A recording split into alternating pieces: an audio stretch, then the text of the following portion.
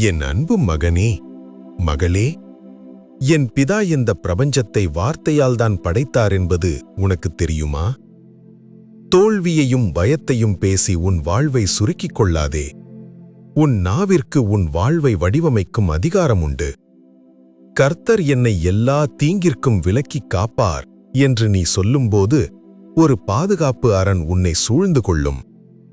தினமும் சொல்லு, எனக்கு பலன் உண்டு, சமாதானம் உண்டு, ஆசீர்வாதம் உண்டு. நீ எதை என் நாமத்தில் அறிக்கையிடுகிறாயோ அது உன் வாழ்வில் பிரமாணமாக மாறும். உன் வார்த்தைகளால் உன் உலகத்தை வடிவமைக்க நான் உனக்கு அதிகாரம் கொடுத்திருக்கிறேன்.